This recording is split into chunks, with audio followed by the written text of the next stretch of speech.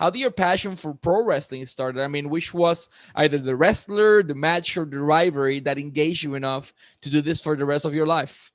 When I was in high school, so around 16, 17 years old, I got into wrestling the most. And it was actually seeing Trish Stratus, who was the first woman who was beautifully stunning, but she was also fit and she could actually wrestle, because we were coming out of that Divas era where we still had bra and panties matches and it was very sexual. And she was the first woman that made it seem like, oh my God, you can be beautiful and strong and a superhero, just like the men are presented.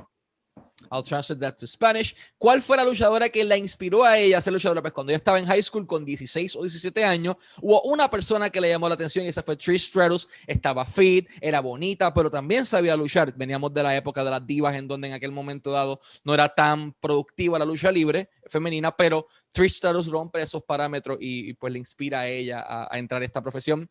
And the curious thing is, for Latin America, making your debut underage, it's piece of cake. We have people debuting at 12, 14, but in Canada and the US, that's something unusual. That's a huge deal. And you made your debut while, being 17 years old inside the pro wrestling industry. First of all, how do you felt, making your debut? Did your parents knew about this? Did they supported your decision? Tell me a little bit about this first steps in the pro wrestling industry for you. Yeah, so being Canadian, I grew up playing hockey and other contact sports. So my parents were used to me being pretty aggressive when it came to sports. And I've always been a real tomboy. I always ran with a big group of guys.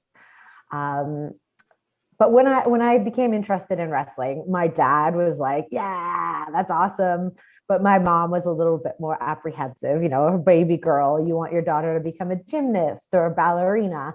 So to totally digest her daughter becoming a wrestler, it had its challenges. But she's so supportive now. She loves the entertainment factor. Like, she still doesn't love the wrestling, but she loves the vignettes and the storylines and the photo shoots. So both of my parents are very supportive, and I was always so energetic as a child. They knew that I was going to do something like this. So they let it happen. I'll translate that briefly.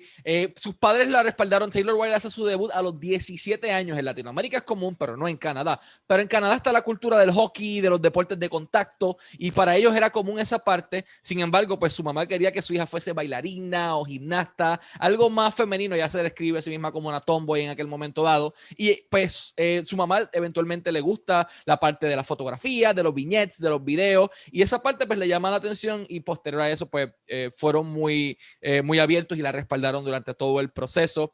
You did something really, wild on, and no pun intended, and moved to Mexico for a while to do some training over there, I believe in Monterrey, in the northern part of Mexico. So how was your decision? I mean, how do you wake up in the morning and say, hey, I want to move to Mexico and train Lucha Libre? Like, how did that happen? Well, so my trainer, Rob Echeverria, he grew up very inspired by Lucha Libre. So when I was trained in North America, it had a very strong Lucha Libre flavor. And then Sarah Stock, Dark Angel, she is from Winnipeg, and she had made a career for herself already over there. And she was working a little bit like an international talent scout for other women. And so she actually called me and ODB and asked if we'd like to try it. And I was 18 years old. I was still living at home, but I thought, let's do it. This is awesome. I'd love to do it. I'll translate that. Rob Fuego, su entrenador, siempre fue inspirado por esa cultura de la lucha libre mexicana, pero no fue él, fue Sarah Stocks, que la llama a ella directamente, Sarah Stocks, y le dice, mira, ya tengo una carrera en México, ya tenía 18 años, y llama a ella y a ODB, oye, vengan para acá, para México a entrenar, y ella como que, sí, es emocionante, vamos a hacerlo, y de esa manera es que decide llegar a México. Before you signed with TNA and you did your whole career with them, you traveled to a pretty particular wrestling territory that till now we know it has like good ratings in terms of major pro wrestling, but before South Africa, we didn't know basically nothing about pro wrestling over there. So you went randomly over there with people like Kevin Nash, with Test, Scott Steiner, among others. What can you tell us about your experience about that wrestling tour in South Africa? Yeah, it was amazing. We're so spoiled in North America because there's so much wrestling on TV and live events pre-COVID. So when we go to places like Europe, where it's not as saturated, the fans are so thankful, they're so more appreciative. But somewhere like South Africa, where they may have never seen pro wrestling, period, it was really this incredible experience because the fans, it didn't matter if you went outside and just bowed, they were like, yeah. It was just it was a very different bonding experience between the wrestling and the fans, because it didn't matter what we did in the ring, they loved it, they thought it was amazing. But as you know, South Africa is very racially divided still, and we went to some pretty scary places like Cape Town and Durban and Johannesburg, and there's a real divide between the rich and the poor. And I grew up in a diverse neighborhood, but it was really eye-opening as a person to see the kind of poverty that people are still living in. And it was actually probably one of my main reasons when I decided to retire from wrestling, that I'd like to work in more of a community-based atmosphere, give back to the vulnerable populations. But yeah, it was a trip. I was like 19 years old. I go to South Africa to wrestle, and you know, it was just a trip. They've never seen wrestling before. So it was an incredible experience all around.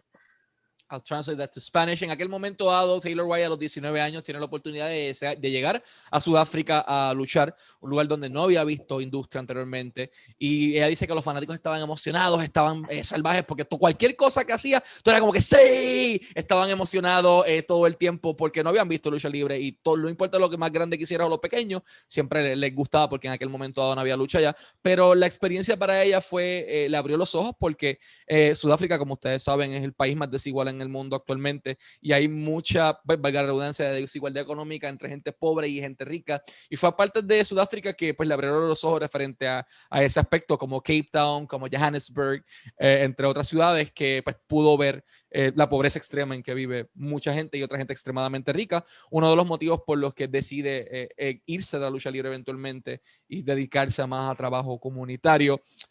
Over that tour over there, you know, you worked with Andrew Martin, with Tess, in the same venue, in the same company, and same everything. We don't know many about, you know, Andrew as a person. With the opportunity you have to share with him, a fellow Canadian as well, to you. So do you have the opportunity, you know, to speak with Andrew, with Tess at any moment, but of what you saw, how was him as a human being?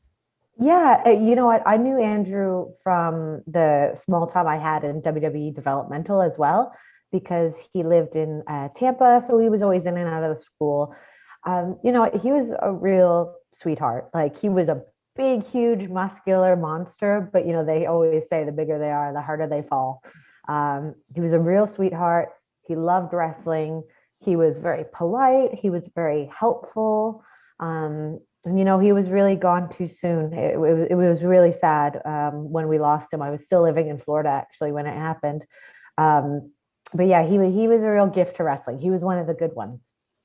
Translate that, lo describe, le pregunto por Tess, por Andrew Martin, trabajó con él en Sudáfrica y también en su developmental en WWE, que esa es la próxima pregunta, de hecho. Y lo describe como una persona sweetheart, una persona amable, una persona, es uno de los buenos, y pues lamentablemente se fue mucho antes de lo que pensábamos. Speaking of which, you signed with WWE in 2006. A young girl full of dreams over there. So who was the first person that brought you in the WWE's developmental system? So originally it was Tommy Dreamer. He was working as the head of talent relations, and he was the one that was like, that girl has something. And then it was actually Bill DeMont, who was the coach at the time of the developmental territory. I had a week-long tryout, and he just saw that I wasn't just your average female wrestler. I could hold my own with the guys. I guess I had the look that they were looking for. So it was definitely Bill DeMont and Tommy Dreamer who gave me my opportunity. I'll translate that. ¿Quiénes fueron las primeras personas que le dieron su oportunidad para ingresar al territorio de desarrollo de WWE en aquel momento dado? Pues primero que todo, Tommy Dreamer es que dice como que esa muchacha tiene algo, pero Bill DeMott fue la persona que después del tryout de una semana finalmente toma la decisión de traerla al equipo. And speaking of which, how was your experience working in the all Deep South wrestling territory? Because we know many things about OVW or FCW or NXT now, but not as much of Deep South wrestling. So how was your experience, living there?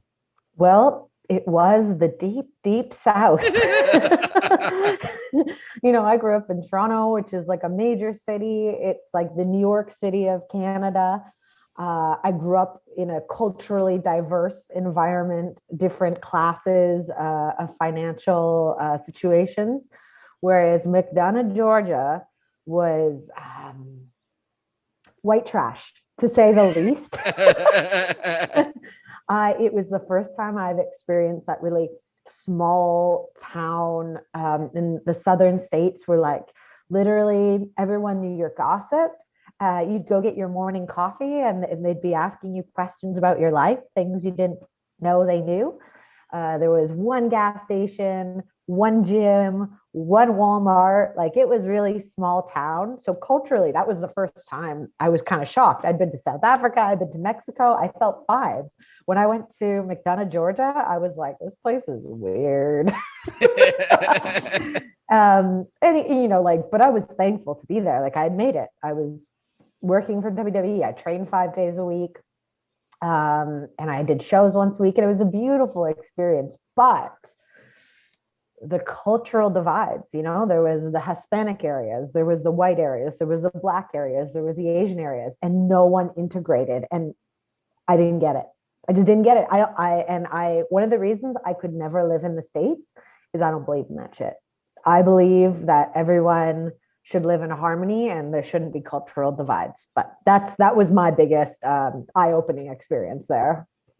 I'll translate that to Spanish. Le pregunto qué se sintió, pues obviamente estar en Deep South Wrestling, vivir en esa área de Georgia. Lo describe como que, ok, Toronto es el Nueva York de Canadá, es la ciudad grande, pero de repente vivió un tiempo en México, luchó en Sudáfrica, y de momento llega a este pequeño pueblo en Georgia, que lo describe como basura blanca, en donde todo el mundo estaba dividido. Tenías el área de los hispanos, tenías el área de los negros, tenías el área de los blancos, el área de los asiáticos, pero nadie se integraba entre ellos, nadie lo hacía. Como que todo el mundo hablaban de todo el mundo a sus espaldas, hasta hacían preguntas de tu vida, era como que fue un poquito incómodo, pero en cuanto a la experiencia, como que pues estaba viviendo su sueño, trabajando para WWE, entrenando 5 días a la semana, luchando los fines de semana, así que el pueblo, pues uno de los motivos por los que no puede vivir en los Estados Unidos es ese, pero la experiencia de la empresa muy buena.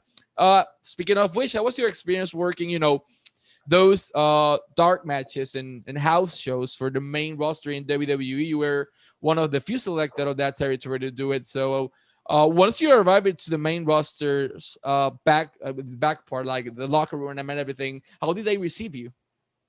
Well, I was in a really privileged position because I wasn't wrestling as myself, Chantel. I was wrestling as a Japanese boy. So I was under a hood, double mesh eyes, double mesh mouth, shoulder pads, flat chest, like wrapped, big baggy pants. So I think in a way I wasn't in direct competition with anybody really, because even though I'm a female wrestler, I was kind of being thrown into the cruiserweight division, or you know what I mean?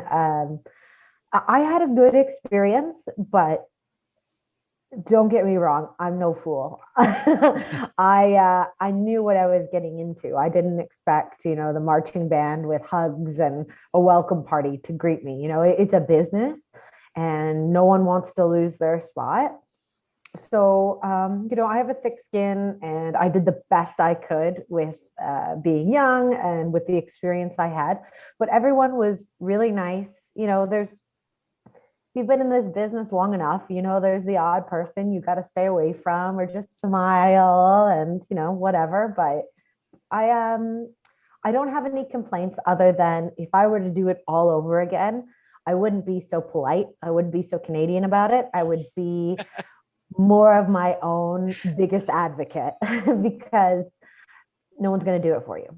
you've got to be your own biggest advocate. And I was just probably too polite, too young, too Canadian. And, now that I'm 35 and a mom and a firefighter, I know how to stand up for myself better in terms of, I know my worth.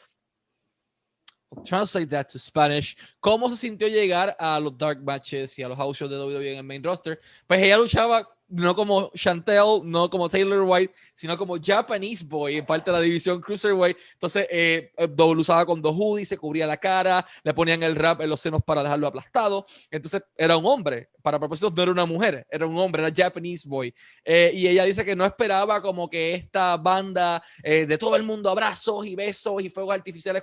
No, nadie quería perder su espacio en el camerino, estaban estresados todo el mundo. Y pues ella dice que si pudiese volver un poco atrás el tiempo, sabiendo que ella es ahora mismo bombero, era parte del cuerpo de bomberos de su ciudad, sabiendo que es madre y teniendo un poco más de madurez, no hubiese sido tan amable, tan canadiense al respecto como ella le dice, porque los canadienses son personas muy amables, muy polite, muy respetuosos, pero pues eso, hubiese abogado más por sí misma, porque si no lo haces tú, nadie más pues lo va a hacer.